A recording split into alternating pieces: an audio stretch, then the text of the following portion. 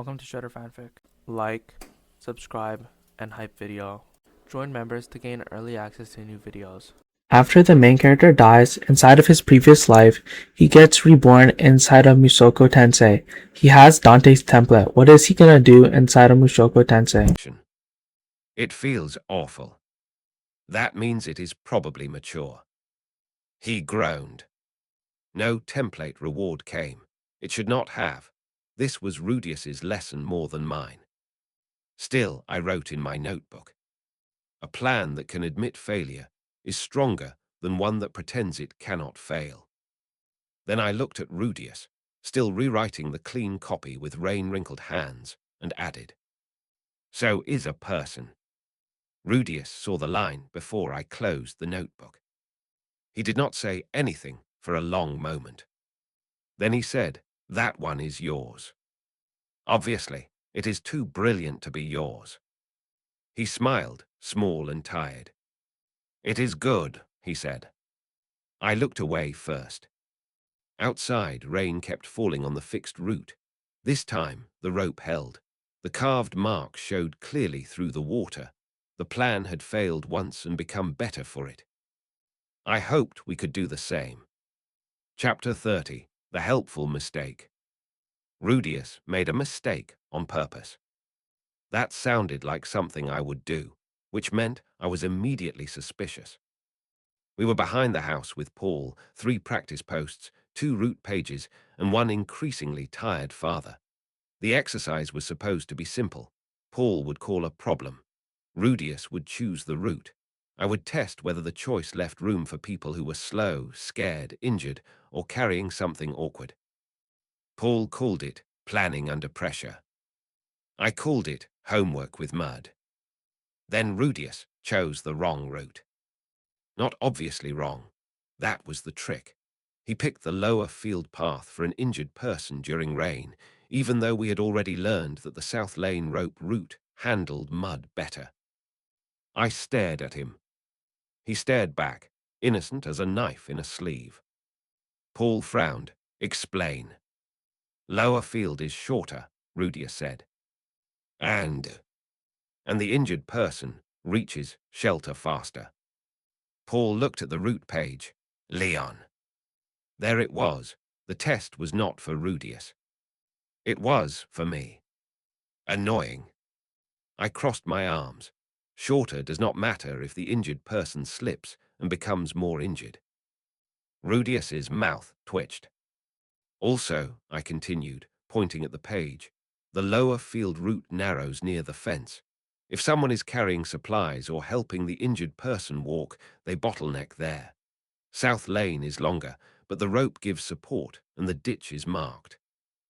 Paul nodded slowly. Correct. Rudius smiled.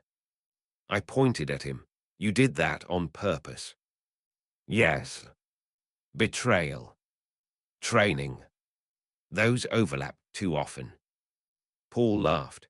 Good, now switch. Leon, make a bad plan. I have never made a bad plan in my life. Rudius made a sound. Paul raised an eyebrow. Fine, I said. I have never made a bad plan that lacked confidence. My bad plan was easy, too easy. I said I would stand at the center of the village and direct everyone myself. Paul did not even need to speak. Rudius sighed. That fails if you are not there. I am very reliable.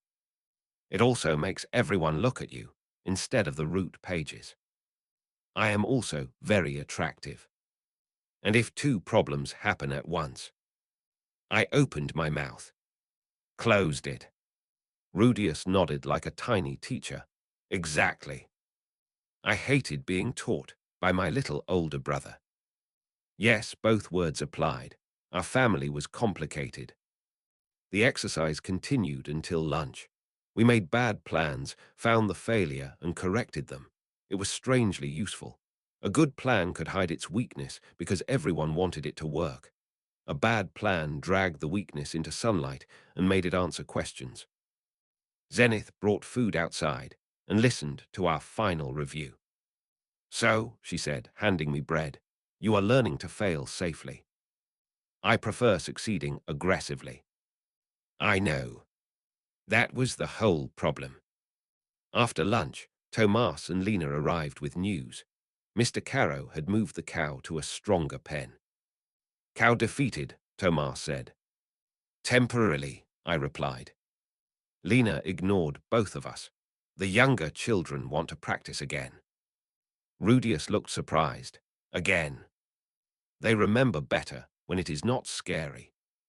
That was a very Roxy sentence from someone who had never met Roxy. We ran the practice in the afternoon. No alarms, no real danger. Just children walking routes, pointing out symbols, and correcting each other when someone blocked a door. The smallest child, Mary, got confused near the well road. She started to cry before anyone could help. I took one step forward. Stopped. Lena crouched first. It is okay. Look for the bucket mark. Mary sniffed. There. Good, then where? Left. Yes. Mary finished the route with Lena beside her. I did nothing. That was the right choice. It still felt like standing on a nail. Rudius saw my face. You wanted to help. I did help, heroically, by shutting up. That is becoming a theme. A tragic one. He looked toward Lena, who was now showing Mary the mark again. If you stepped in, Lena would not have practiced helping. I know. Knowing does not make it easy. No, it makes it irritating in a more educated way. Rudius laughed. The template stayed quiet, as usual for these lessons. I had started to appreciate that. If every good choice came with a reward, I would start listening for the reward instead of the reason. That thought was mature enough to make me uncomfortable. That evening, Paul reviewed our work and declared the route practice less embarrassing than expected. High praise. Zenith added a note to the family copy. Let others solve what they are ready to solve. I stared at it for a while. That one is about me, I said. Zenith smiled. Several of them are. Cruel household. Effective household. Rudius sat beside me and added a small correction mark to one route page. His hands were steadier than they had been weeks ago, not because he was less afraid, because he had proof fear did not have to stop him. I wrote in my notebook, a helpful mistake is only helpful if someone is allowed to find it. Then I added, this does not mean Rudius gets to be smug. He read it upside down and said, it absolutely does. I threw a pillow at him. He dodged. Sadly, his training was working. The next morning, Rudius tried the same bad plan drill on Tomas and Lena. Tomas fell for it immediately and chose the shortest route through a puddle because, in his words, fast is better. Lena stared at him until he changed his answer. Fast is better if nobody falls, she said. I leaned toward Rudius. She is scarier than Paul. More precise, he whispered back. Tomas corrected the route. Miri tested it with a basket and made it through without slipping. Nobody applauded. Nobody needed to. The helpful mistake had done its job. I hated admitting that. Out loud, anyway. Chapter 31. Roxy's Red Ink. Roxy's reply came with corrections. Not suggestions, corrections. The envelope contained 3 pages of normal letter and 1 page covered in red marks, so precise they felt personally trained. Rudius unfolded it at the table. His face went pale. That many? I asked. She corrected the root symbols. All of them. Most of them. I leaned over. Roxy had drawn cleaner versions beside our marks. The well symbol was too close to the bucket mark. The fence line could be confused with a bridge. The injured person mark looked, according to her note, like a dramatic insect. I lost the fight against laughing. Rudius put his forehead on the table. A dramatic insect. Paul took the page, studied it, and nodded. She is right. Father, it does have legs. Zenith covered her smile with her cup. Roxy's normal letter was Kinder. She said the idea was sound. She said the copies mattered. She said Rudius was thinking beyond himself, which was more important than a perfect first draft. Then she wrote my section. Zenith read it aloud, because she enjoyed my suffering. Leon, silence during a drill is not the same thing as patience. If you are quiet only because you are waiting to speak, everyone can tell. Paul laughed. I pointed at him. You cannot read. I can hear. Zenith continued. Practice observing without preparing a performance. The room betrayed me by becoming very quiet. Rudius lifted his head, just enough to look at me. No comment, I said. That is practice, he said. I hate this family. No, you don't, Zenith said. Rude. Accurate. We spent the day revising the symbols. It was slower than drawing new maps because everyone had already learned the old marks. Changing them meant teaching the changes without making people feel foolish for learning the first version. That was another lesson nobody had warned me about. Correcting a plan could embarrass people who followed it. Zenith handled that part best. Roxy sent improved marks, she told the village women near the well. We are updating our copies. Not fixing mistakes, updating copies. Small words mattered. Paul handled the men by saying, better marks mean fewer arguments in bad weather. That worked because men loved fewer arguments in theory and caused many in practice. Rudius handled the children by showing them the dramatic insect. Tomas laughed so hard he had to sit down. Even Lena smiled. I handled my part by watching. Actually watching. Not waiting for my line, not preparing a joke, not stepping in before someone needed me. It was painful. It was also informative. Miri learned the new well mark faster when Lena explained it than when I did. Tomas remembered the fence mark after Paul made him build it with sticks. Rudius explained the rain route better the second time because he started with why the old one changed. People learned differently. I had known that in the useless way people knew obvious things. Seeing it made the lesson heavier. By afternoon, the revised copies were up. Rudius looked exhausted but not crushed. That was progress. I, unfortunately, had been quiet long enough that Paul noticed. You feeling ill? He asked. Practicing observation. Dangerous. Roxy assigned it. Ah, worse. He stood beside me near the well-rowed copy. What did you observe? I considered giving a clever answer. Then did not. Lena teaches scared kids better than I do. Rudius teaches plans better when he explains the reason first. Tomas learns if his hands are doing something. Adults listen better when they are not told they were wrong. Paul glanced at me. Good observations. Do not sound surprised. I am always surprised when you choose not to be annoying. Understandable. The template stirred faintly. I tensed. No number came. Just that familiar attention, like it approved of the shape of the choice without paying me for it. Good. That evening, we wrote back to Roxy. Rudius thanked her for the corrections, then rewrote the sentence 3 times because he wanted to sound mature and instead sounded like a tiny bureaucrat. I wrote. Observation drill was awful. It worked. I noticed things I would have missed while talking. Then I added.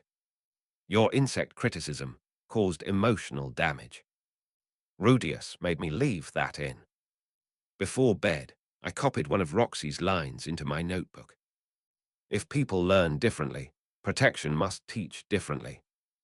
I stared at it for a long time. The words did not feel like combat training. They felt bigger. Maybe that was the point. Maybe being dangerous was easy compared to being useful in all the quiet ways that kept danger from winning early. Downstairs, Paul argued that the old symbol was not that insect-like. Zenith told him he was wrong. Rudius laughed. The house sounded warm and busy and alive. I closed the notebook. For once, I had no performance prepared. I just listened. The next day, the updated marks worked faster. Miri found the well route without Lena prompting her. Tomas stopped calling the injured person mark an insect after Rudius threatened to make him redraw all 4 copies. Paul claimed the new fence mark was obvious now, which meant he had absolutely been confused before. I observed all of that. Quietly. Mostly. When Rudius caught me not speaking, he grinned. "Careful," he said. "You might learn something. Temporary condition." But I wrote the observations down anyway. By evening, Rudius had made a clean sheet showing old marks beside new marks. He titled it Revisions, which was boring and therefore probably correct. I wanted to title it Dramatic Insect Memorial. Zenith said no before I finished asking. Paul asked if the memorial needed a sword. Zenith said no again, louder. The page went up beside the family copy. People could compare the marks without feeling stupid for remembering the first version. That mattered more than I wanted to admit. Correction was not the same thing as shame. That was another useful, irritating lesson. Chapter 32, The Quiet Promotion. The headman asked Rudius to check the meeting shed copy. He did it casually, which made it worse. We were walking past the well after breakfast when he waved us over like he only wanted to ask whether Paul had borrowed a hammer again. Then he held out the route page and said, "The north corner mark smudged. Could you look at it?" Rudius stopped so fast, I nearly walked into him. "Me?" he asked. The headman blinked. "You drew it." Rudius looked at the page like it might bite. I leaned closer. "Careful, that is trust. Very dangerous." "Quiet," he muttered. The mark had not smudged badly. Rain had softened one edge of the fence symbol. Any adult could have redrawn it. That was not why the headman asked. He asked because Rudius had become the person people trusted to make the route pages make sense. My brother noticed that at the same time I did. His ears went red. "I can fix it," he said. "Good," the headman replied, "and maybe check the others if you have time." If you have time. Not because an adult ordered him, not because a teacher assigned it, because the village needed something and thought Rudius could help. Rudius held the page very carefully. I did not make a joke. That was my contribution to society. We checked the meeting shed copy first. The paper had warped near the bottom. Rudius decided it needed a wooden backing. Then the Well Road copy needed a darker carved mark. Then the South Lane rope route needed the wet weather note moved higher because people saw the rope before they saw the instruction. By noon, Rudius had a list. Lists were dangerous. They made him powerful. Paul found us near the shed, where Rudius was explaining to Tomas why a symbol should not change shape between copies. "Consistency helps people act without stopping to translate," Rudius said. Tomas squinted at the page. "Translate what?" "The map. It is not another language. It is if the marks keep changing." Tomas considered that, then nodded. "Fine, but the cow mark stays." "There is no official cow mark." "There should be." I put a hand on Rudius's shoulder. "The people have spoken." Rudius looked pained. Paul watched all of this with a strange expression, proud, amused, and a little sad. I understood the first 2. The third took longer. Rudius was growing into someone useful, in a way Paul had not taught him directly. That could make a father proud. It could also remind him his sons were moving beyond the shape of his hands. I hated understanding things like that. It made jokes harder to aim. After lunch, Paul turned the maintenance work into a training drill because Paul could not leave usefulness alone without making it sweat. "Leon," he said, "you are on protection." Finally, my natural state. Protection of the work, not the worker. Explain before I become offended. He pointed at Rudius, who was kneeling near the well-rowed copy with ink, a knife for carving, and 3 children asking questions at once. If something interrupts him, your job is not to take over. It is to keep the interruption from ruining the work. That sounded simple. It was not. Mary needed help reading the new wet weather note. Tomas wanted a cow mark. Mr. Caro wanted to know whether the route could include his shed. A chicken escaped. Lena corrected a younger child who kept standing in the doorway.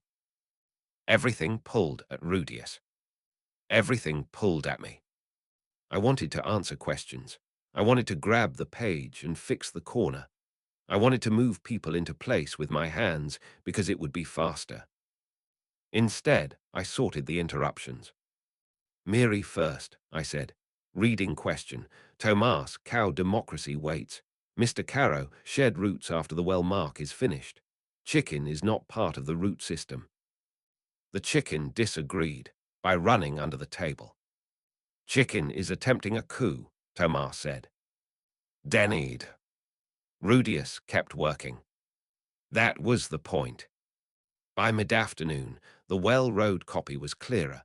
The meeting shed copy had a wooden backing, and the South Lane note had been moved where people could see it before reaching the rope.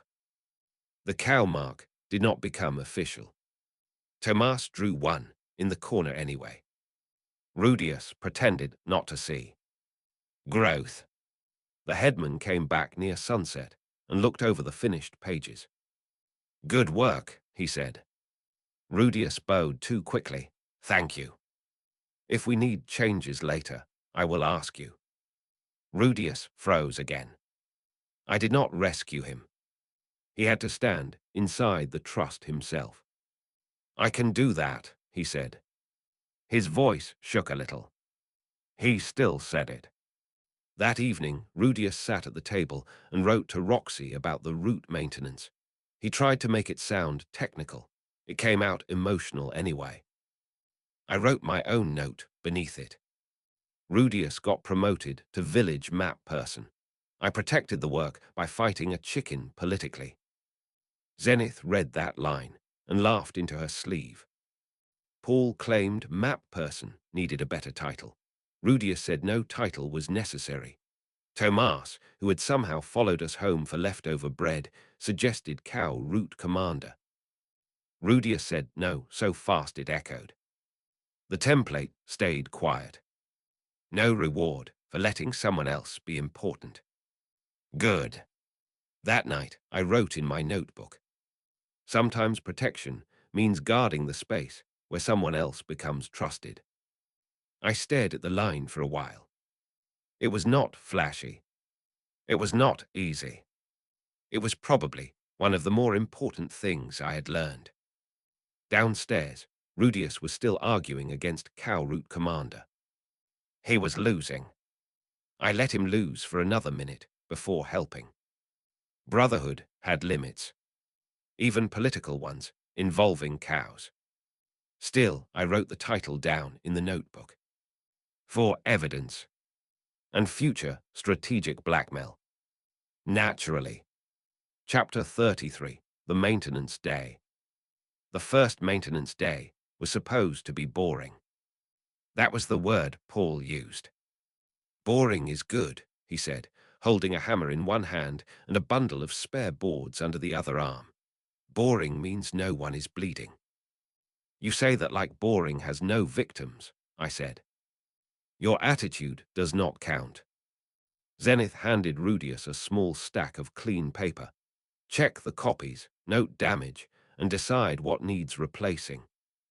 Rudius took the paper with the solemn expression of a priest receiving holy scripture. I took the hammer from Paul. He took it back immediately. You are not unsupervised with tools. That is discrimination based on history. Correct. Maintenance day meant walking every route copy in the village, checking marks, boards, ropes, and notes. It meant asking people whether the pages made sense. It meant listening when Mr. Caro complained that the cow mark was not official enough. Rudius wrote that down. Do not validate him, I whispered. Feedback matters. Not all feedback. The first 2 copies were fine. The meeting shed board needed another nail. The Well Road mark had faded slightly, but remained readable. The South Lane rope had mud on it because the world respected nobody's hard work. Rudius inspected it with narrowed eyes. We need a higher tie point. Paul nodded. Why? If the rope hangs low, people look down. Then they miss the ditch marker. Good. Rudius wrote it down. I stood guard against interruptions and chickens. Both were persistent. Lena came by with Mary and 2 smaller children. She had them read the symbols aloud. Mary got the well mark right. One boy confused the fence mark with the shed mark, which made Rudius wince. Not failure, I said before he could shrink into himself. Data. He blinked at me. What? I listened sometimes. That sounded like Roxy. Take it back. No. Cruel brother. We adjusted the shed mark by adding a small roof line. The boy recognized it on the second try. Rudius looked relieved. Maintenance day continued.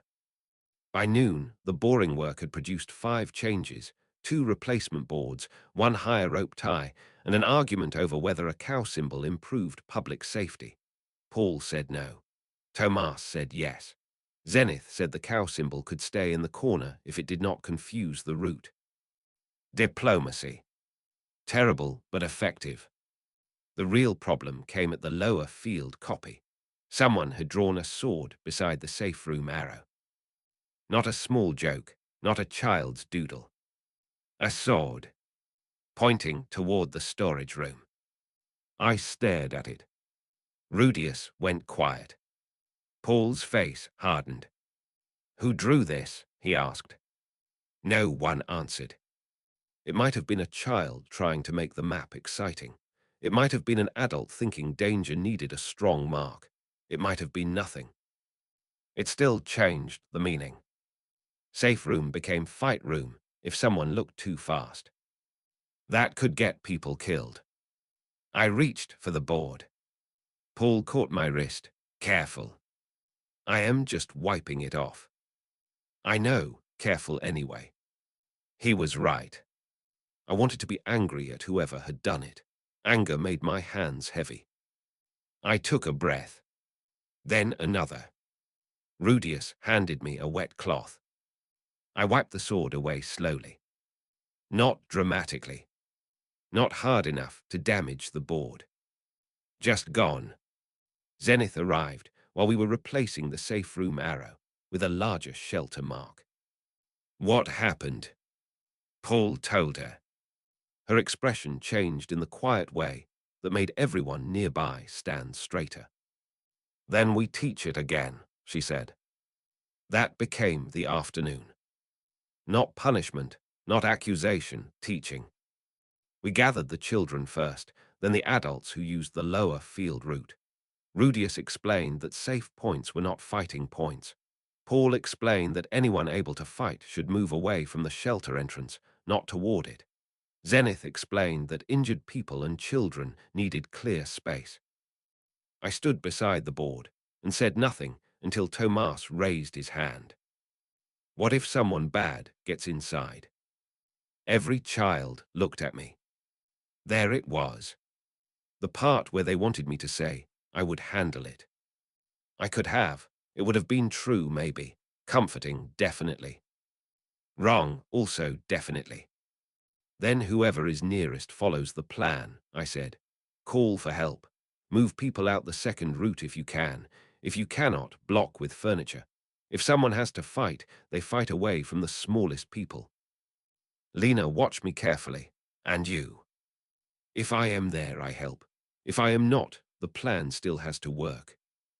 That answer did not make anyone cheer. Good. It made them think.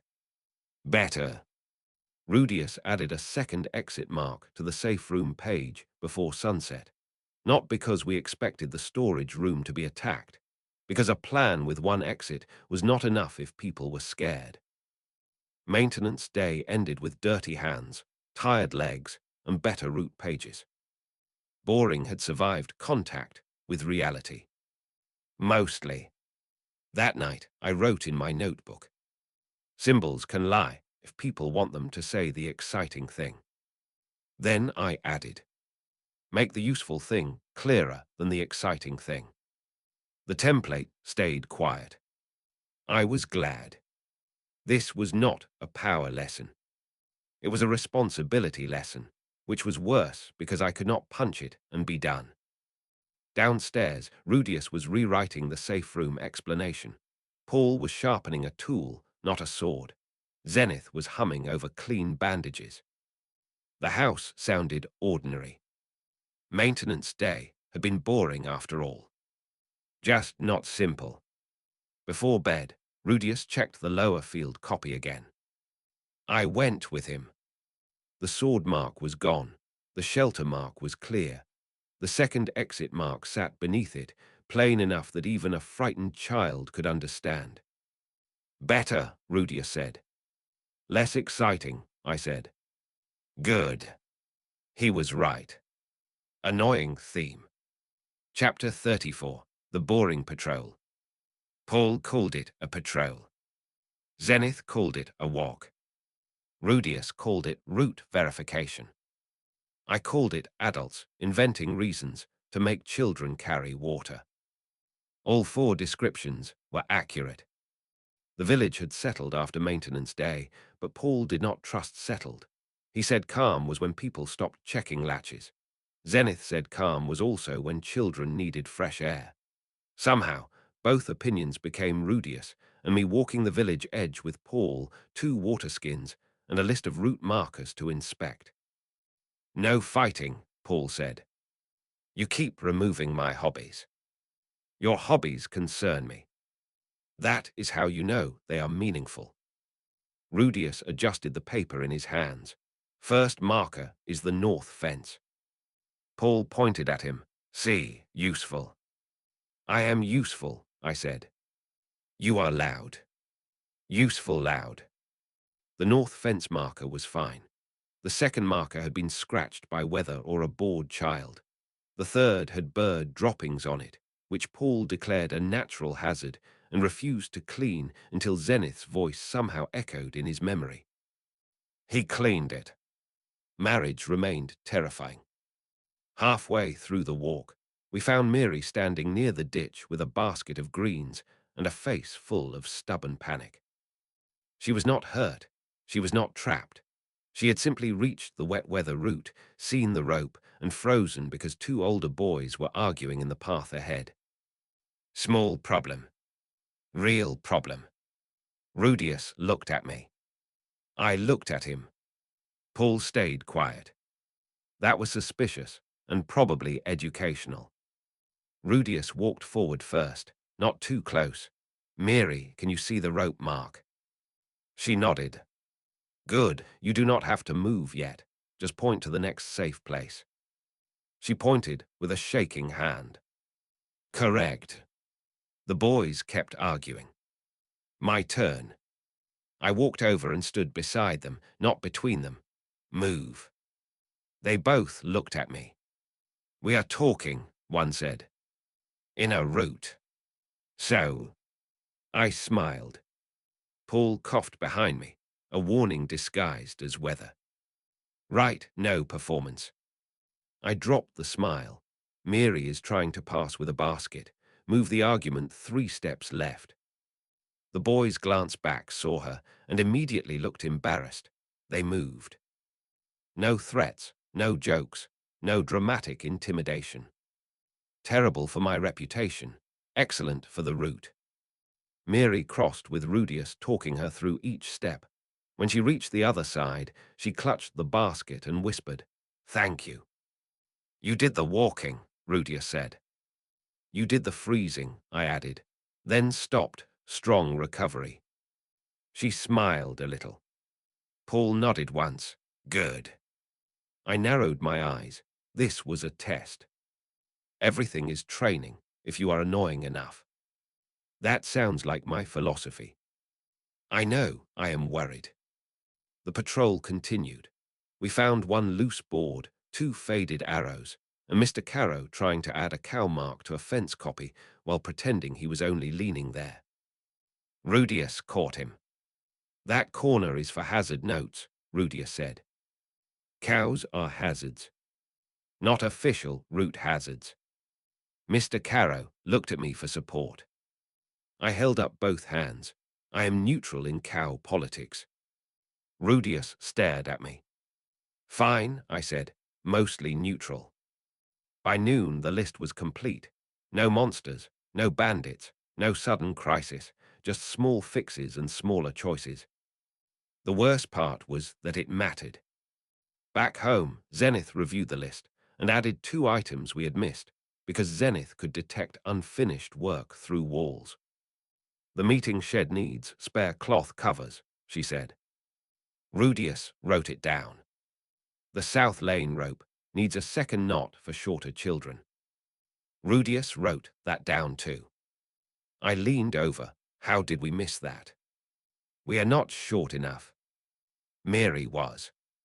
That meant the route had to be.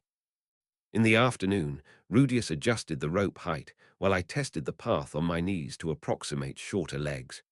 Tomas saw me and laughed so hard he dropped a bucket. This is science, I said from the mud. You look ridiculous. Science often does. Lena tested the adjusted rope with Miri afterward. It worked better. Rudius looked satisfied in the quiet way he got when a thing became more useful than pretty. That evening, I wrote in my notebook, a route that works only for tall people does not work. Then I added, ask the person who actually has to use the plan. The template remained silent. Good. This lesson belonged to Miri, Rudius, and a shorter knot in a muddy rope. I had only been loud enough to notice. Which, apparently, could be useful too. Rudius added the shorter knot to the route page with a small symbol beside it. Readable, he asked Miri. She studied it with the seriousness of a royal inspector. Readable. Rudius relaxed. I leaned closer. You have passed the true authority. Miri nodded like this was obvious. Paul tried not to laugh and failed. That made Miri smile, which made the whole muddy exercise feel less like correction and more like the village learning how to fit itself properly. On the walk home, Paul asked what we had learned. Rudius said, test with the person who actually uses the thing. I said, bird droppings are a strategic threat. Paul accepted both answers, which proved the day had damaged him too. Zenith later added one more line to the family notes. Check height, reach, and weather before calling a route finished. Rudius underlined it. I drew a small warning mark beside it. Not a cow. Growth. Rudius saw the mark and nodded approval, which was worrying because it meant my doodles had become administratively useful. I decided not to examine that too closely. Some roads were too dark, even for heroes. Besides, if anyone asked, it was not a doodle. It was field notation. That sounded official enough to survive Paul. Maybe even Zenith, if she was merciful. She usually was. Chapter 35, The Short Knot. The short knot became famous. That was not my fault. Miri told Lena. Lena told Tomas. Tomas told everyone, but louder and with more arm movement than necessary. By the next day, half the village knew the South Lane rope had a lower grip for smaller children. Mr. Carrow said it was a fine improvement. Then he asked whether cows needed a lower grip too. Rudius walked away. I respected his restraint. The real effect showed up during practice. Children who had been grabbing the rope awkwardly could now use it without stretching. An older woman with a bad shoulder said the lower knot helped her too. A basket carrier found it easier to balance while stepping around the muddy patch. One small knot changed more than one person expected. Rudius wrote that down. "You are going to become dangerous with paperwork," I said. Paperwork is already dangerous. Spoken like a true scholar. Spoken like someone who has seen father try to read instructions. Paul across the yard looked up. I heard disrespect. "Then your hearing is excellent," I called. Zenith did not even look up from sorting bandages. "Both of you less shouting." We shouted less. Mostly. Roxy's next letter came that afternoon. The envelope was thinner this time, which made Rudius suspicious. "Maybe fewer corrections," he said. Dangerous optimism. He opened it carefully. There were fewer corrections. That somehow made him more nervous. Roxy wrote that the revised symbols were clearer. She approved the wet weather note.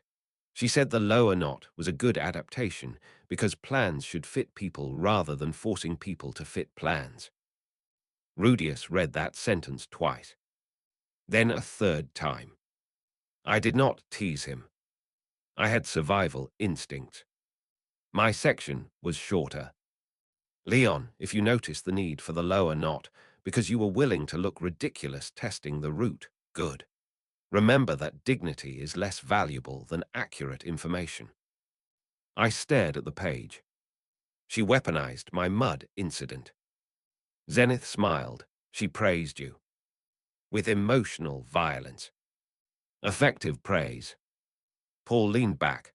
Dignity is overrated. Zenith looked at him. He added, in moderation. The letter ended with a question. What part of the plan still assumes the wrong person is using it? That sentence ruined the rest of the day. Rudius got the look, the dangerous thinking look.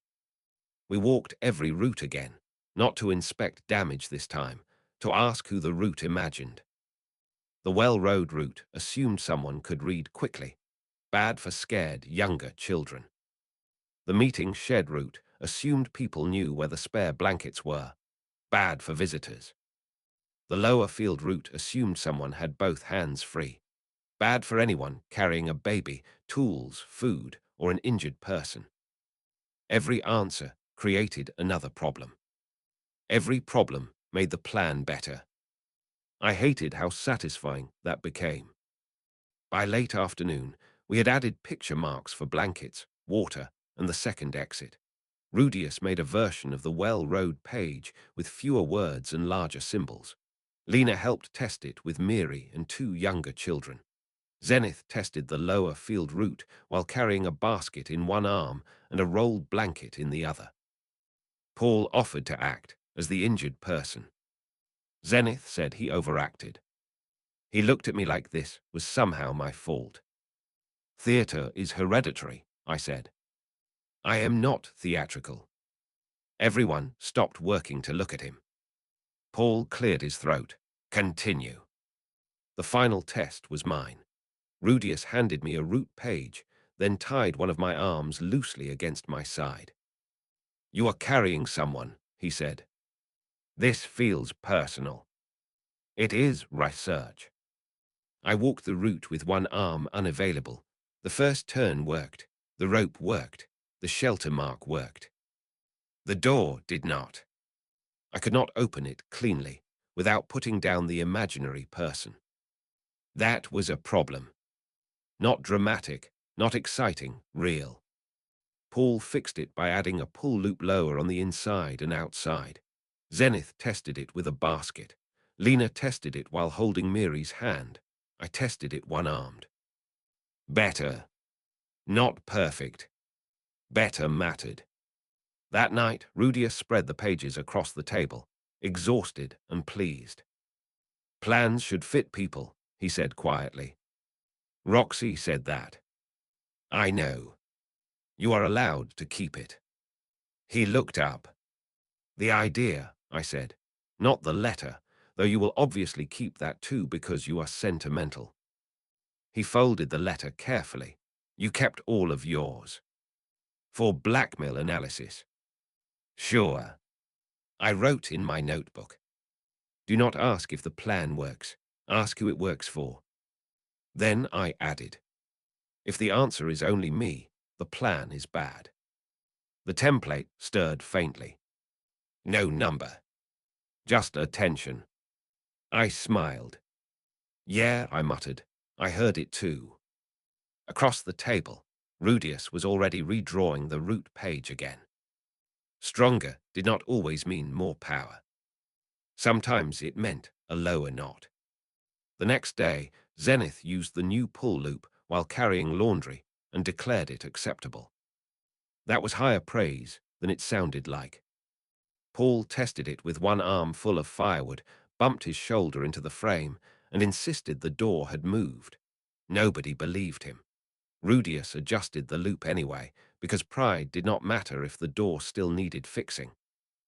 I watched him do it, and thought about Roxy's question again. Who does the plan work for? It was an irritating question because it never stayed answered. People changed, weather changed, doors swelled, children grew, cows escaped. Fathers blamed architecture for their shoulders. Plans had to keep learning too. That was exhausting.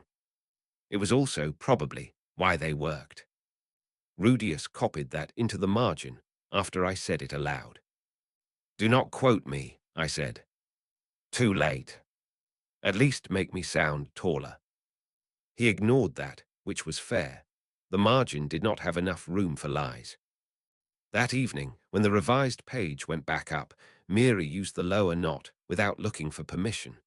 Zenith opened the looped door with laundry in one arm. Paul did not hit the frame. 3 quiet successes. No one clapped. The plan did not need applause. Chapter 36, The Visitor Drill *. The next floor came from a stranger. Not a bandit, not a monster, not anyone dramatic enough for Paul to grip his sword and pretend he had not been hoping for something to do. Just a traveling peddler with a tired mule, a cracked wheel, and absolutely no idea what our route symbols meant. He arrived near midday, squinting at the well-rowed copy like it had personally offended him. This says shelter, he asked. Rudius looked up from his notes. Yes. Then why is it pointing away from the largest building? Rudius opened his mouth. Closed it. I leaned against the fence, because the largest building floods near the back door during heavy rain. The peddler stared at me. How would I know that? There it was. Another irritatingly useful question. Rudius went very still in the way he did when a plan quietly cracked. The village knew the route history. Visitors did not. We had built the pages for people with context and then congratulated ourselves when the people with context understood them. Roxy would have needed only one eyebrow to destroy us. Paul saw the same problem and smiled like he was about to make it worse for educational reasons. Visitor drill, he said. I hate those words already, I said. Good. The peddler, whose name was Darin, agreed to help after Zenith bought thread from him and Paul promised to fix the wheel. He would start at the well road, pretend he had never been to Buna village, and follow the signs to shelter. He failed in under 2 minutes. Not because he was foolish, because we were. The shelter symbol made sense only if you already knew which building was the safe room. The blanket mark looked like a trade sign. The second exit mark was placed inside the route page, not near the actual door. Rudius wrote every failure down. His face got tighter with each one. This is good, I said quietly. It does not feel good. That is because good is rude. He gave me a look, weak joke, fair. We changed the test. Darin walked the route while saying what he thought each mark meant. Lena followed behind with a separate page and wrote his guesses. Tomas was banned from helping after he whispered Cow Road 3 times. The first revision added words under the shelter symbol. Too many words. Darin stopped to read them and blocked the path. The second revision used a larger roof mark and a smaller arrow beneath it. Better. The third added matching roof marks on the actual safe room door. Best. By then, Rudius was soaked in concentration. Darin was amused, and Paul had fixed the wheel badly enough that Zenith took the tools from him and called for someone who actually knew carts. I loosened it helpfully, Paul said. You endangered commerce, Zenith replied. I looked at Darin. Our family apologizes for the demonstration. No, he said. Educational. That word had become a threat in this village. The hardest part came when Darin asked where injured strangers should go. Everyone looked at Zenith. Zenith pointed to the meeting shed. If I am not home there. Rudius frowned. The route page does not show care points for visitors. Then add them, Zenith said. Simple, obvious, missing. Rudius added a healer mark, then paused. But if Mother is not there, the mark lies. Zenith nodded, so the mark should mean supplies, not me. That changed the wording again. Medical supplies, blankets, water, exit. Not people, things that stayed where frightened strangers could find them. Leon not the center, Paul not the center, Zenith not even the center. The plan had to stand when all of us were somewhere else. I hated how mature that sounded. By sunset, Darin could follow the route from the well road to the safe room, find the supply box, and identify the second exit without anyone speaking. He declared the marks plain enough, which Rudius accepted like a royal blessing. Then Darin added, you should put one at the village entrance. Rudius made a small sound. I put a hand on his shoulder. Breathe, Map Commander. Do not call me that. Cow Route Commander. I will throw ink at you. The peddler left the next morning with a fixed wheel, a spool of Zenith's wrapped bread, and the smug satisfaction of having created homework for an entire village. That night, I wrote in my notebook, a plan that only locals understand is not finished. Then I added, visitors are just frightened people without memories of the last drill. The template stayed quiet. Good. No reward for remembering strangers mattered too. Rudius was still at the table, drawing a new entrance sign by candlelight. His eyes were tired. His lines were steady. I sat across from him and sharpened pencils. No jokes for a while. That was my part of the work. When he finally finished, he slid the page over to me without looking up. First impression.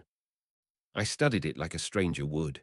Roof, arrow, well road, simple enough to follow while scared, plain enough not to become a puzzle. I know where to go, I said. Rudius let out a breath. That was all he needed.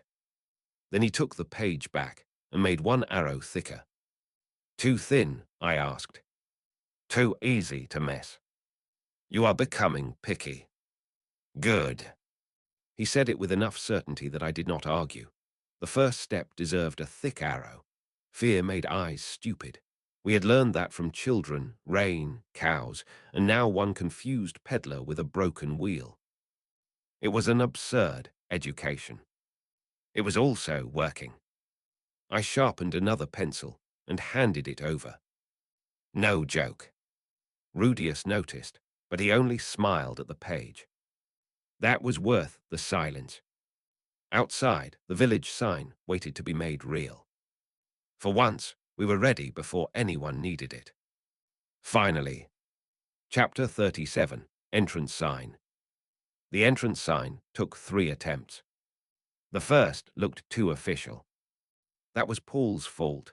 He insisted a village entrance sign needed authority. His version had a sword, a shield, and lettering so sharp it looked like a warning to surrender. Zenith stared at it for one breath. No. Paul sagged. You did not even consider it. I considered it quickly. Rudius quietly turned the board around. The second attempt looked too friendly. That was my fault. I drew the roof mark, the well-rowed arrow, the medical supply mark, and a small smiling face beside the shelter symbol. It was clear. It was readable. It also made the entrance to Buna village look like it was inviting travelers to a festival for cautious furniture. Rudius took the charcoal from my hand. No. You sound like Mother. Good. The third attempt was plain.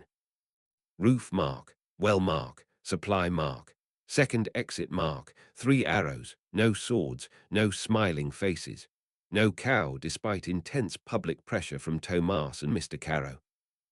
It worked. Darin the peddler had already left, so we tested it on the next stranger. A courier heading north with a satch of letters and the expression of a man who had been rained on by every cloud in the region. Paul stopped him at the entrance and asked, "If there were danger, where would you go?" The courier looked concerned, reasonable. Then he looked at the sign. Well road, then roof mark. Rudius stood very still. Yes, Paul said. Medical supplies, the box mark. Yes. Second way, out behind the shelter. Yes. The courier nodded. Good sign. Rudius turned red. I whispered, do not faint. It would undermine confidence. Quiet. The courier delivered 2 letters and left with no idea he had just passed an exam. One letter was for the headman. The other was from Roxy. Rudius held it like a religious object. Zenith made him wash his hands before opening it because ink, mud, and reverence did not cancel each other out. Roxy's letter was brief. She had reached a larger town. She had found better books, worse tea, and one instructor who used 6 words where one would do. She approved the idea of visitor testing. She also warned that signs could become cluttered if every problem earned a new symbol. Rudius looked stricken. She is right, he said. She usually is, Zenith replied. Unfair habit, I said. Roxy's section, for me, was worse. Leon, if you attempted to make signs memorable by making them entertaining, remember that fear does not process jokes reliably. I folded the page. Paul grinned. Not a word, I said. I said nothing. Your face is loud. He looked proud of that. The sign needed one more revision, not because it failed, because Roxy was right. Too many marks would turn it into a puzzle. Rudius removed the supply mark from the entrance sign and left it only inside the route path. The entrance only needed to answer the first question. Where do I go? Not everything. Just first step. That was a clean lesson. I hated clean lessons. They were hard to argue with. After lunch, Paul made us drill first-step decisions. No full route. No long plan. He would call a situation, and we had to name the first useful action. Fire near mill. Move people upwind, Rudius said. Check water access, I added. Injured stranger at gate. Get mother, Rudius said. Keep path clear, I said. Bandit spotted South Road. My body wanted to answer before my head. Fight. Chase. End it. I breathed. Warn village, I said. Move children first. Do not chase alone. Paul watched me for a second, then nodded. Good. The template stirred faintly. No number. I preferred that. The choice had not been tested against blood. It was just practice. Practice mattered because blood made people stupid. That line was going in the notebook. Evening came with the new sign nailed at the village entrance. Plain, clear, useful, boring in the strongest possible way. Thomas stood beside it with crossed arms. It needs a cow. It does not, Rudius said. People remember cows. People also get distracted by cows. That is because cows are powerful. I placed a solemn hand on Thomas's shoulder. Some truths are not ready for public signage. Rudius put his face in his hands. Lena studied the sign. It is good. That ended the argument better than any adult could have. That night, I wrote, the first step matters because fear cannot carry the whole plan at once.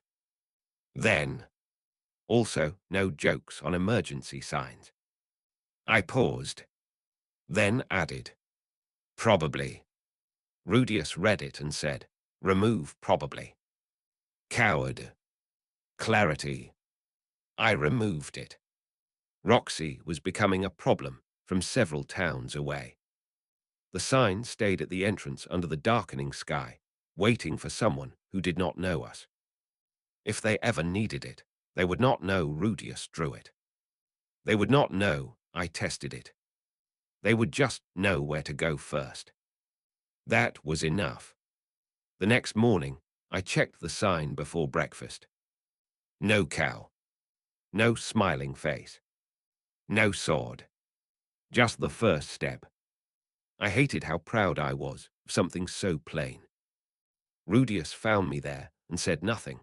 He only stood beside me for a minute, both of us looking at the arrows as the village woke behind us. It works, I said. I think so, he answered. For once, thinking so was good enough. Then Thomas arrived, stared at the sign, and sighed like a betrayed artist. Still no cow. Still no cow, Rudius said. Thomas looked at me for support. I looked at the sign, plain, clear, useful. No cow, I said. He gasped. Lena, passing with a basket, nodded once. Good. That settled it. Thomas mourned publicly for 3 minutes. The sign remained readable. That made it a victory. An ugly, cowless victory. But still ours. Chapter 38, First Step Practice. The entrance sign worked too well. That sounded impossible, but Buna village had become very good at making normal sentences stupid. People started pointing at the sign whenever someone asked where anything was. Shelter, sign, well road, sign, meeting shed, sign, Paul looking for his missing practice glove, sign. The sign did not know where Paul's glove was. I did. I had hidden it after he used it to demonstrate surprise grip training at breakfast. Justice mattered. Rudius liked the sign being used, at first. Then he noticed people were using it for questions it was not built to answer, and his face did the thing where one problem became 12 future problems inside his skull. It only shows emergency first steps, he said. Yes, but people are treating it like a village directory. Maybe add a directory. He stared at me. That was not permission to become haunted, I said. Too late. By noon, Rudius had a new page titled Non-Emergency Questions. Zenith approved immediately because it kept people from knocking on our door to ask where the spare rope was. Paul disapproved because he thought a village directory sounded boring. Boring prevents shouting, Zenith said. Shouting builds character, Paul replied. Not indoors. The directory did not become a big project. Rudius was learning restraint too. It listed only 4 things: headman, well, meeting shed, and medical supplies. The emergency sign stayed clean. The directory went beside the meeting shed, not at the entrance. Separate tools for separate problems. Roxy would have underlined that. Probably in red. The real drill came later, when Paul decided everyone had been thinking too much and moving too little. First step practice, he said. We did that, I said. Now faster. That sounds like how plans become bruises. Only if you fail. Zenith looked up. Paul. Safely faster. The drill was simple. Paul called a problem. The person chosen had to take the first correct step, not solve everything, not explain the full plan. First step. Mary went first. Smoke near the mill, Paul said. Mary looked at the entrance sign, then pointed upwind. Move away from smoke. Good. Tomas next. Stranger hurt at the gate. Call Miss Zenith. Keep road clear. Zenith smiled. Tomas looked like he had been knighted. Rudius next. South lane mud. Child carrying basket. Use rope side. Lower not if needed. Basket outside edge. Good. Then Paul looked at me. Armed man at the grain shed. The yard went quiet. My body knew an answer. It was not the first step. I breathed in. Warn the house, I said. Move children. Check if he is stealing, lost, or attacking before choosing force. Paul watched me. If he sees you. Hands visible. Distance. Talk if there is room. If he runs at Lena. Then I stop him. How? As little as works. More if little fails. Paul nodded. Good. The template stirred. No number. Just attention again, like a blade kept sheathed. That was becoming familiar. The drill continued until everyone was tired of first steps and better at them. The children liked it because it was quick. The adults liked it because it exposed hesitation without making anyone feel foolish for not knowing the whole plan. I liked it because I hated it less than full drills. Growth, apparently. Afterward, Rudius sat beside me near the entrance sign. You paused, he said. Yes. On the armed man question. Yes. But you did not freeze. I looked at the sign. Roof mark, arrow, first step. Turns out those are different. Rudius nodded. Yes. We sat there while the village moved around us. People passed the sign without stopping. That was the point. You did not stare at a tool until you needed it. You just trusted it would be there. That felt like a strange thing to want to become. Not admired. Trusted. Quieter, harder, better. That night, I wrote. The first step is not the whole answer. It is how you survive long enough to choose the next one. Then I added. Pause is not freeze. The template stayed quiet. Good. Some lessons were supposed to stay mine. The next morning, Paul ran the drill again before breakfast because he believed hunger made people honest. Zenith said hunger made people irritable. Both were correct. This time he did not use dramatic threats. He used ordinary ones. Lost child. Ask last seen place, Rudius said. Keep exits watched, I added.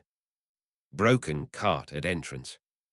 Move it off the road, Rudius said. Check if anyone is hurt before touching the wheel, I said. Heavy rain during market. Move people to marked shelter, Rudius said. Keep the entrance sign clear, I said. Paul nodded each time. No speeches. No praise beyond the small grunt that meant acceptable. It was annoying how much that grunts started to matter.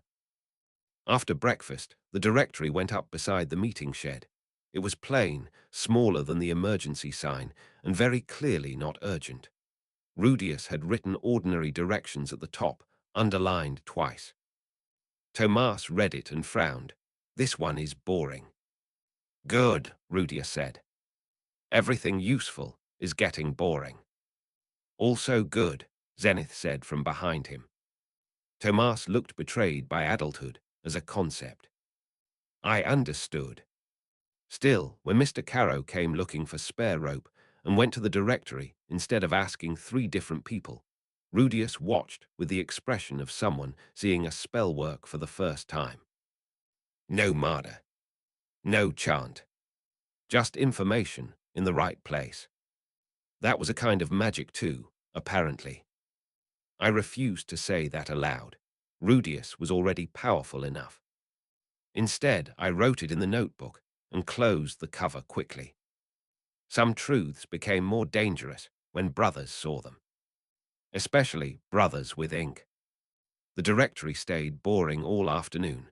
Even Paul stopped arguing with it. That alone deserved ink. It also worked all afternoon. That was starting to become my favorite kind of victory. Chapter 39, The Practice Bell. The first step practice created a new problem. That was how village improvement worked now. We fixed one thing, then the fix grew teeth and bit the next thing. The entrance sign told people where to go. The route pages told them how to move. The lower knot helped shorter children open the shelter loop. The visitor marks helped strangers avoid running into the wrong shed. All very useful. Then Paul found a brass handbell in storage and decided useful things needed noise. A warning bell, he said, holding it up in the yard like he had discovered a holy sword. Zenith looked at it over a basket of folded cloth. That bell is for calling people to stew.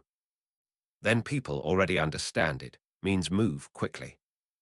They understand it means eat quickly. Close enough. Rudius stared at the bell with the expression he used when adults accidentally made his work harder. I knew the expression because I had caused it several times. If everyone hears the same bell for supper and danger, Rudius said carefully, they may run toward the food instead of the shelter. Paul lowered the bell a fraction. Nobody is that foolish. From the lane, Tomas shouted, "Is there stew?" Paul closed his mouth. I smiled. Evidence arrived early. The bell was not useless. That was the annoying part. During the grain shed attack, shouting had failed because people shouted about different things at the same time. A bell could cut through panic. It could pull attention without needing anyone brave enough to stand in the open yelling directions. But one bell with one sound meant too many things. Rudius fetched the notebook. We need separate signals. How many? Paul asked. Not too many, Zenith said before Rudius could answer. If frightened people have to remember a song, they will remember none of it. Rudius nodded. 2 sounds maybe, one for gather, one for danger. 3, I said. Everyone looked at me. I raised both hands. Before anyone accuses me of adding style, I mean practical style. Those words together worry me, Zenith said. 1 ring for normal gathering, 2 slow rings for practice, fast repeated ringing for real danger. Paul considered it. Fast ringing is easy to do while scared. And easy to hear, Rudius said, writing it down. But practice needs to sound different from real danger. Otherwise, children will stop trusting it. That was the part nobody liked saying. The village needed drills, but too many false alarms could train people to ignore alarms. Fear was a resource. Spend it badly, and people stopped paying. I hated that sentence, because it sounded like something an adult with a ledger would say. Worse, it was true. Paul tested the bell once. The sound cut across the yard, bright and sharp. Lilia opened the kitchen door. A neighbor looked over the fence. Tomas appeared at the lane again with betrayed hope on his face. No stew, Zenith called. Tomas vanished. So, Paul said, 1 ring works. For disappointment, I said. Rudius made a neat mark in the notebook. 1 ring is meal or meeting. 2 slow rings means practice. Many fast rings means danger. But we need people to know before we use it. That meant another page. It also meant another argument about where to put the page, because the entrance sign could not become a wall of instructions. We had already learned that lesson. Rudius proposed adding the bell rule to the route pages. Zenith suggested telling each household directly. Paul suggested ringing the bell and explaining afterward. Zenith rejected that one with a stare. Paul accepted defeat with dignity. If dignity meant pretending, he had never spoken. By midday, we had a plan. Rudius would write the bell rule in plain words. I would copy it in larger letters for households that wanted one. Paul would tell the men who helped with field watches. Zenith and Lilia would tell families coming by for water, laundry, or gossip, which meant half the village by sunset. Then we would test 2 slow rings. Only practice, Rudius said for the 3rd time. Only practice, Paul repeated. No sword drawn, Zenith added, looking at Paul. I was not going to draw my sword. Everyone went quiet. Paul looked offended. I was not. I leaned toward Rudius. He was. Definitely, Rudius whispered. The first household test happened near the well. Lena read the page aloud, stumbling over only one word. Her little brother did not care about words. He cared about the bell. Can I ring it? No, Zenith, Rudius, Paul, and I said together. The boy looked impressed. Being denied by 4 people at once gave the bell enormous value in his mind. Mary asked the useful question. If I hear fast rings and Tomas says it is practice, what do I do? Assume danger, Rudius said immediately. Paul nodded. Fast rings mean move first, questions after. I added, if Tomas is wrong, you can yell at him from the shelter. Mary seemed satisfied. Tomas, who had been approaching with bread in his hand, froze. Why am I wrong? Because history supports it, I said. He looked at Lena for rescue. Lena kept reading the page. Good girl. The actual practice test waited until late afternoon, when enough people had heard the rule. Paul stood by the post near the yard. Rudius held the notebook. Zenith watched the lane. I stood where I could see the well, the south path, and the shelter door. No sword, no fire, no dramatic pose. Just watching. Paul rang the bell twice, slowly. Clang. A breath. Clang. The village did not panic. That was the first success. People looked up. A few children started toward the route without running. Lena took Mary's hand. Tomas looked at me, clearly checking whether this was a trick. I pointed at the shelter page instead of grinning. He moved. That was the second success. An old woman near the well squinted at the sign, then chose the correct lane. A farmer carrying a sack set it down instead of trying to bring it with him. 2 younger children reached the shelter door and used the lower not without help. That was the third success. Then Paul rang the bell once by accident while lowering it. Everyone stopped. Tomas turned around. Now stew. Zenith covered her mouth. Rudius stared at the notebook like he could murder ink. I lost the fight and laughed. Not loudly, not enough to ruin the drill, but enough that Paul glared at me, which only made it worse. That, Rudius said, writing with painful calm, is why the bell should hang from a hook, not be carried. Paul looked at the bell in his hand. Fair. The hook became the next fix. Of course it did. We put it on the post beside the entrance sign, high enough that small children could not steal the entire village's attention for fun, low enough that Zenith could reach it without standing on a bucket. Paul tested it twice. The bell stayed still after ringing. No accidental stew. Tomas called that unfair. No one asked him. That evening, Rudius copied the final bell rule beneath the emergency first step. The page looked boring, clear, hard to misunderstand. I wanted to add a tiny drawing of Paul fighting soup and forced myself not to. Progress required sacrifice. Rudius noticed my hand twitching near the margin. Do not. You do not even know what I was thinking. I know enough. Terrifying child. Before bed, Paul rang the bell twice from the new hook. Slow, clean, practice only. This time no one ran. People looked, recognized the sound, and returned to what they were doing after a moment. That was not failure. That was trust beginning to form. I stood beside Rudius while the last echo faded into the fields. My fingers itched for a sword that was not needed. My power sat quiet under my skin, like a beast pretending to sleep. For once, I let it. Good sign, Rudius asked. Good bell, I said. He smiled. That was terrible. Then write it down.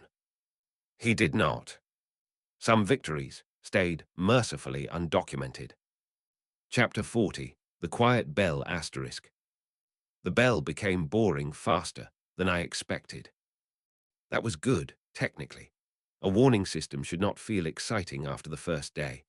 Exciting meant children arguing over who got to ring it, adults pretending they were calm while walking too fast, and Paul standing near the post with the look of a man trying very hard not to draw a sword at cookware. Boring meant it worked. Unfortunately, boring also meant people started forgetting it existed. 3 days after we hung the bell beside the entrance sign, Rudius noticed the problem. He did not notice it because anyone screamed or ran the wrong direction. He noticed because Tomas walked past the post with a basket over one shoulder and did not look at it once. He missed it, Rudius said. He misses plenty, I said. Sometimes meals, sometimes obvious insults, once a fence. The bell. I looked again. Tomas had stopped at the well to trade the basket for gossip. He stood within sight of the sign, the route page, and the bell. His eyes moved over all three and landed on Lena's bread instead. That was not stupidity. That was familiarity. People stopped seeing things that stayed still too long. Rudius opened the notebook with the grim air of a doctor diagnosing a patient. We need a way to make them check it without making it dramatic. Ring it. That makes it dramatic. Put a cow on it. He did not answer. Small cow. No. I sighed. You reject genius before it ripens. Rudius wrote anyway. His handwriting had become cleaner since Roxy left, which felt unfair. My own handwriting still looked like a drunk spider had been chased through ink. Dante's template apparently did not care about penmanship, a tragic flaw. We tested the problem after lunch. Zenith gave us permission as long as we did not interrupt laundry, stew, sewing, washing, kneading, sweeping, or anything else that is clearly work and not one of your experiments. That left very little. Paul said patrol counted as work. Zenith said only if he actually patrolled. So we patrolled. The route took us from the well to the south lane, past the storage shed, around the shelter, and back toward the entrance sign. Rudius asked every person we passed one question. What does 2 slow rings mean? Most answered correctly. Practice. Drill. Move but do not panic. Then he asked the second question. Where is the bell? Half of them turned and looked around. That was worse. Knowing the rule did not help if the sound came from a place people forgot. In a real panic, direction mattered. If fast ringing came from the entrance, danger might be near the entrance, or it might not. The point was not perfect information. The point was that people needed to orient themselves quickly. Rudius stood by the post, frowning at the bell. It needs to be part of the route, he said. It is literally on the route. No, I mean people need to use it when there is no emergency. Paul folded his arms. If everyone rings it whenever they pass, we will go insane. Not ring it, Rudius said. Check it. Zenith arrived at the edge of the yard with a damp cloth over one arm. Check what? That the bell is clear, Rudius said. That nothing is tied around it, that the hook is not loose, that people know where it is. Zenith's expression softened, like checking a door latch. Yes. That made sense to adults in a way my brilliant cow proposal had not. Adults loved things that sounded like chores. Within an hour, the bell gained a small mark beneath it. Check before passing. Rudius hated the phrasing. I could tell because he stared at it for a long time and did not blink. It sounds like the bell is alive, he said. Maybe it is, I said. Maybe it hungers for attention. Paul tapped the post. Could write check bell. Too easy, I said. Exactly, Rudius and Zenith said together. The final mark read check bell. Cruel world. The next test was simple. Anyone passing the entrance post had to touch the post, look at the bell, and keep moving. Not every time forever, just during practice days. Just enough to make the bell visible again in people's heads. Children liked it immediately, because touching the post felt like a game. Adults liked it less, because children liked it. That meant we had probably found the correct level of useful. Lena touched the post first. Bell clear. Miri touched it next, rising on her toes. Bell clear. Tomas touched it, looked at me and said, still no stew. You are learning pain, I said. I do not like it. Nobody does at first. The practice spread slowly. A farmer touched the post while carrying rope. An old man checked the hook with one eye narrowed. Lilia passed with a bucket and did it without slowing down. Zenith smiled at that, which meant the whole idea had survived. Paul pretended he did not want to check the hook personally. He lasted 9 minutes. The important part came near evening. 2 boys from the far end of the village ran past the sign chasing each other. The first slapped the post without looking. The second actually glanced up. Bell clear, he yelled. Rudius wrote it down. You look pleased, I said. He looked. He was running. He still looked. That was the victory, apparently, not obedience, not perfection. Just one child remembering to spare half a second for a thing that might matter later. It sounded small. It was not. Later, when the sun dropped and the fields turned gold, I stood by the post alone. The bell hung quiet above me.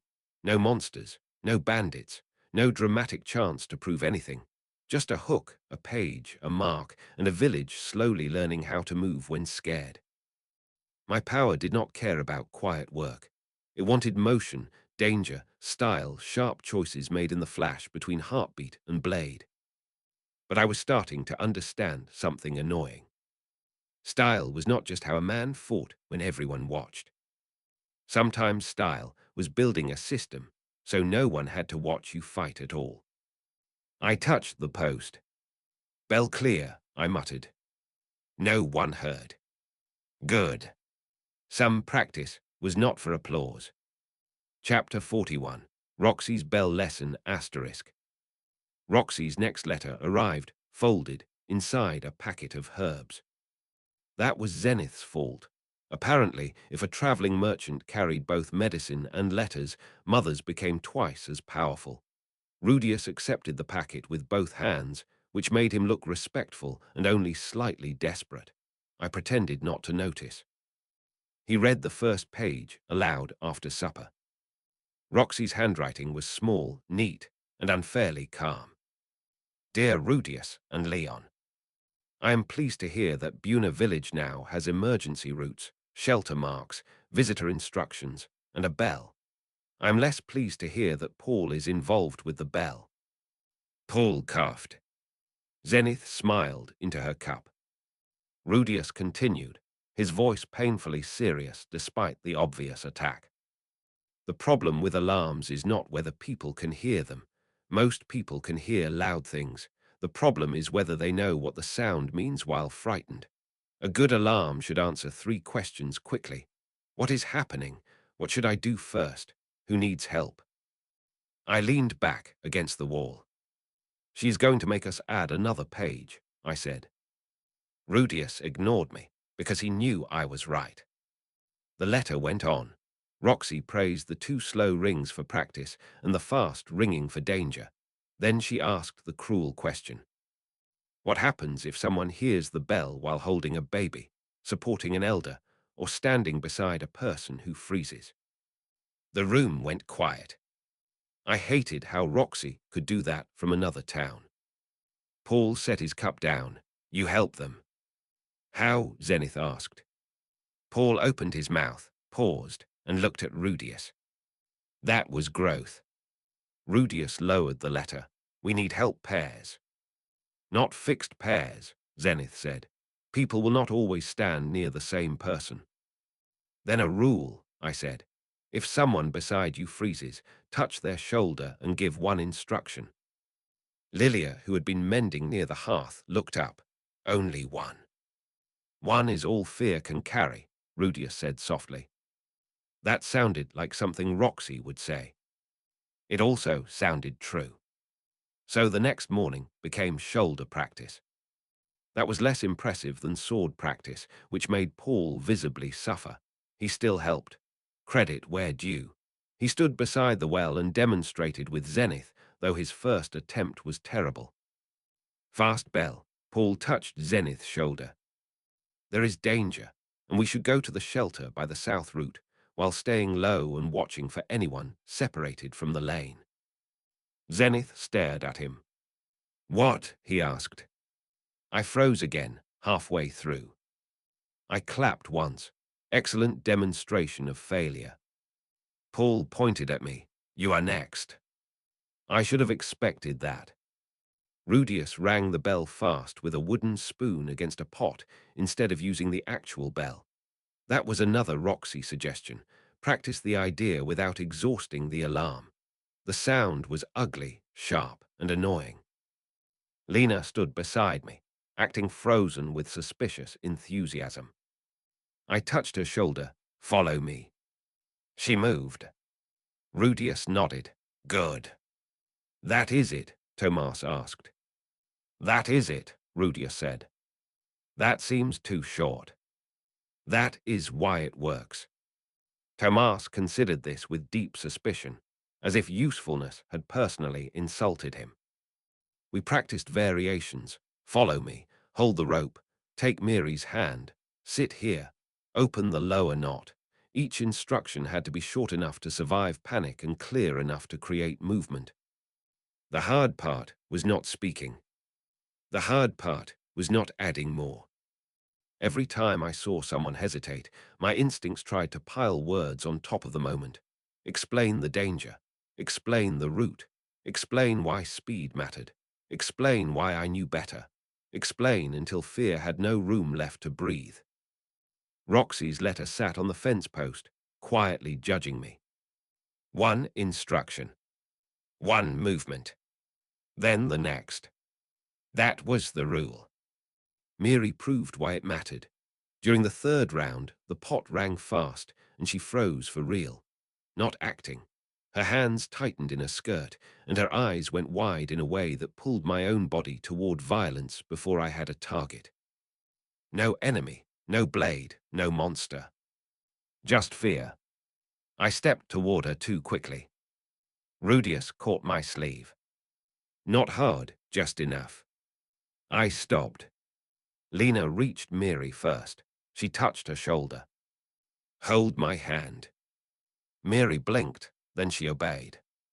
They walked to the shelter rope together. Nobody cheered. Nobody made it into a lesson out loud. Zenith only moved closer after it was done and asked if Miri wanted water. Rudius let go of my sleeve. I looked at him. He looked back, calm and too young and too old. She did it, he said. Yeah. You did not need to. That landed harder than it should have. My power hated that sentence. My pride hated it more. But my brain, traitor that it was, recognized the shape of the truth. Protection did not always mean being first. Sometimes it meant allowing the nearest person to be enough. After lunch, we copied Roxy's rule beneath the bell instructions. Help with one simple order. Rudius disliked the word order. Zenith changed it to help with one simple step. Better. Paul approved because it sounded like training. Tomas approved because it was short. Lena approved because Mary could read it. I approved because nobody asked me to draw a diagram. That evening, Rudius wrote a reply to Roxy. He told her the bell worked, that the shoulder rule worked, and that Paul had failed magnificently before improving. Paul demanded that part be removed. Rudius removed the word magnificently. Fair compromise. When the letter was done, I added one line at the bottom. Leon did not take over today. I regretted it as soon as the ink dried. Rudius read it, then folded the paper before I could steal it back. That is important, he said. It is embarrassing. Those are often the same thing. I hated when he sounded like a teacher. Outside, the bell hung quiet. The village did not need me that night. Not my sword, not my template, not even a clever line. I sat beside the doorway and let that be true. It still felt strange. It also felt a little like winning. Chapter 42, The Nearest Hand Asterisk. The shoulder rule failed because of a bucket. Not a monster, not a bandit, not even Paul doing something heroic and stupid near a farm tool. A bucket. Mary carried it from the well with both hands, walking slowly because it was too full. Tomas was supposed to help her, but he had discovered a beetle on the road and decided nature required investigation. Lena saw the problem first. Tomas, she said. It has horns. The bucket. The beetle also has a bucket shape. That was not true in any meaningful sense, but Tomas had never let meaning stop him. Mary shifted her grip. The bucket tipped. Water splashed over her feet. She froze, not from fear exactly, but from that sudden child's panic when a small mistake feels huge. Lena stepped in, touched her shoulder, and said the rule. Follow me. Mary did not move. The bucket was still in her hands. That was the failure. Not Lena, not Mary, the rule. One simple step worked when a person had empty hands. It worked when the next action was movement. It did not work when someone was stuck because they were holding something they thought they could not drop. Rudius saw it at the same time I did. Hands first, he said. Mary looked miserable. I spilled. Good, I said. She stared at me. I pointed at the mud around her shoes. Water is cheaper than you. Zenith, who had come out with laundry, gave me a sharp look that softened halfway through. Crude, but correct. Mary sniffed. I can get more water. Exactly, Rudius said. So the first step might be put it down. Tomas finally abandoned the beetle. Do I have to put the beetle down? Yes, Lena said. He looked wounded. The beetle escaped justice. The new problem spread into the afternoon practice. We gathered by the entrance post with objects. A basket, a bucket, a bundle of sticks, a folded cloth, a sack of turnips, and one wooden practice sword Paul insisted counted as a realistic burden. Zenith made him put the sword back. If the children learn to save the sword first, she said, I will blame you forever. Paul obeyed. Very quickly. Rudius wrote a new heading in the notebook, hands before feet. That sounds like crawling, I said. It means free the hands before moving. Still sounds like crawling. Do you have a better phrase? I did. It involved style, glory, and possibly buckets making brave sacrifices. Zenith rejected it before I finished. The first drill used Lena. She held the basket. I stood beside her and acted frozen. Put it down, she said, touching my arm. I dropped the basket. Too hard. Turnips rolled everywhere.